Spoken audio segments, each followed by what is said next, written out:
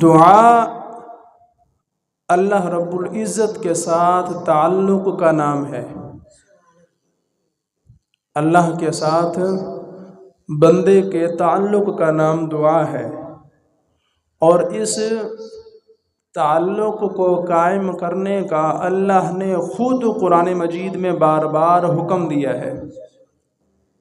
قرآن مجید میں اللہ رب العزت نے ارشاد فرمایا، وقال ربکم ادعونی استجب لکم، اور تمہارے رب نے فرمایا کہ تم مجھ سے دعا کرو، میں تمہاری دعا کو قبول فرماؤں گا۔ تم مجھ سے دعا کرو، ہر حال میں دعا کرو، ہر جگہ پر کرو، ہر حال میں کرو، ہر زمانے میں کرو، ہر وقت کرو۔ نماز کے لیے اوقات ہیں اور روزے کے لیے بھی اوقات ہیں، حج کا بھی وقت ہے اور دیگر عبادات کے بھی اوقات ہیں، لیکن دعا ایک ایسی عبادت ہے کہ جو ہر وقت جائز ہے، ہر وقت جائز ہے۔ نماز کے لیے اوقات مکروہہ بھی ہیں کہ جن میں نماز ادا کرنا جائز نہیں ہے، مکروہ ہے۔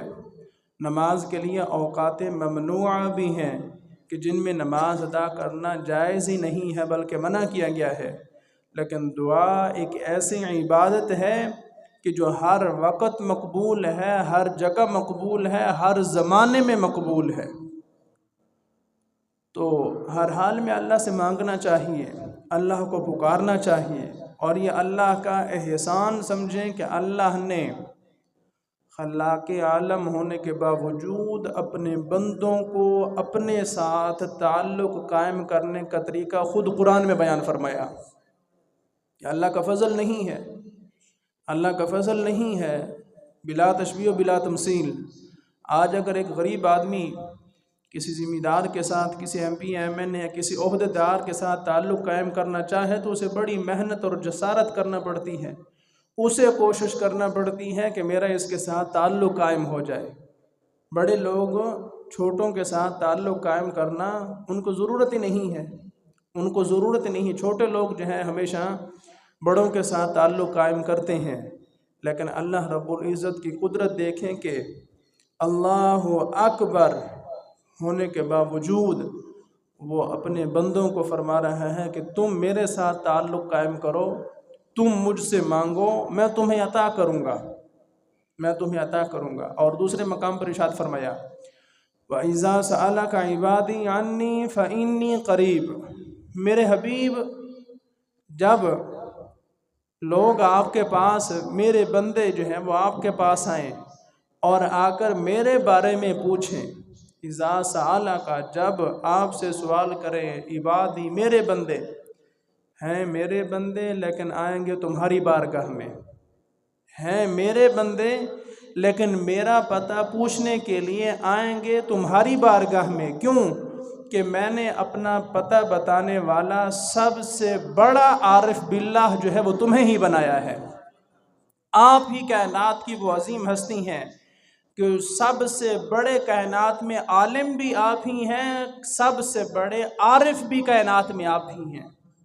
آپ ہی ہیں کہ جنہوں نے اللہ کے کلام کو سنا بھی ہے، آپ ہی ہیں کہ جنہوں نے اللہ کا دیدار بھی کیا ہے، آپ ہی ہیں کہ جس کو اللہ رب العزت نے کائنات کے خزانوں کی چابیاں تھمائی ہیں۔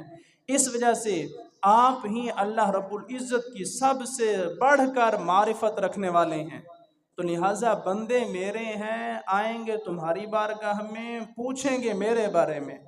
تو جب آپ کے پاس میرے بندے آ جائیں اور میرے بارے میں پوچھیں تو فرما دیجیے عنی، میرے بارے میں پوچھیں، فإنی قریب، تو کہہ دیجیے بے شک میں تو قریب ہوں، میں تو قریب ہوں کہ جس مقام پر تم پہنچ آئے ہو، یہاں جو پہنچ آئے وہ اللہ کے قریب ہے، وہ اللہ کے قریب ہے۔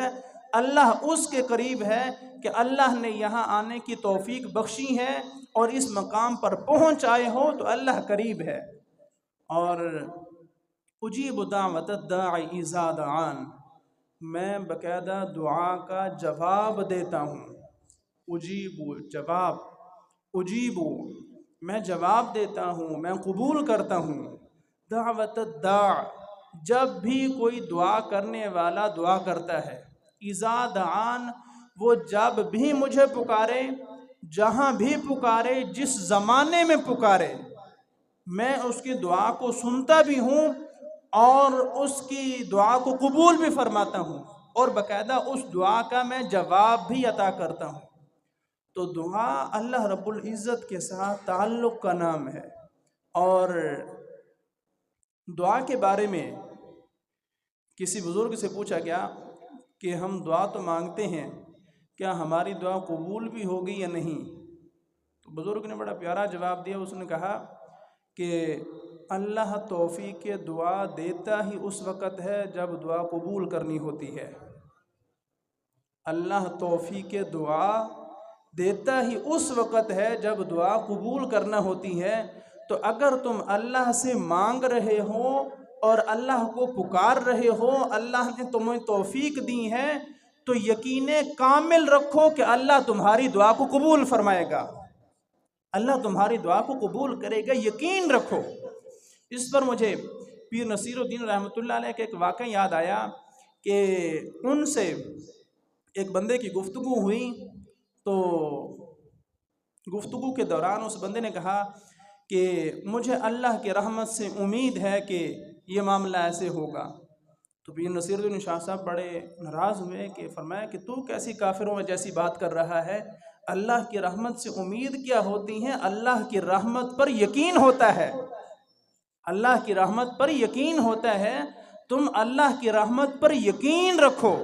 اسی طرح دعا مانگتے ہوئے پر امید سے اگلا درجہ پر یقین رہو، پر یقین رہو کہ اللہ تمہاری دعا کو قبول فرمائے گا۔ جب تم پر یقین ہو کر اللہ کی بارگاہ سے دعا مانگو گے تو اللہ رب العزت بھی تمہاری دعا کو قبول فرمائے گا اور تمہارے جو ہے وہ اعمال کو بہتر فرما دے گا۔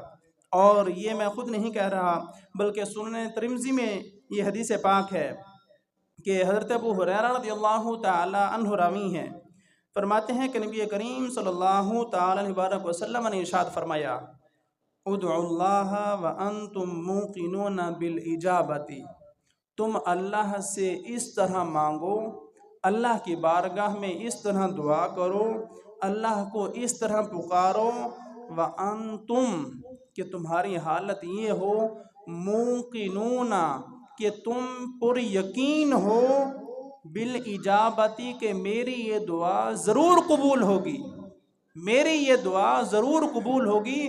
دعا کی قبولیت کے یقین کے ساتھ تم اللہ سے مانگو گے، اللہ تمہاری دعا کو قبول فرمائے گا، اللہ تمہاری دعا کو قبول فرمائے گا۔ وَاعْلَمُوا أَنَّ اللَّهَ لَا يَسْتَجِيبُ الدُّعَاءَ مِنْ قَلْبِ غَافِلٍ لَاهٍ، کہ اللہ رب العزت کسی بھی ایسے بندے کی دعا کو قبول نہیں کرتا جس بندے کا دل کسی اور طرف غافل ہو اور بندہ اللہ کی بارگاہ میں دعا مانگ رہا ہو۔ اللہ غافل بندے کے دل کی جو ہے وہ دعا قبول نہیں کرتا۔ بندہ بھی غافل نہیں ہونا چاہیے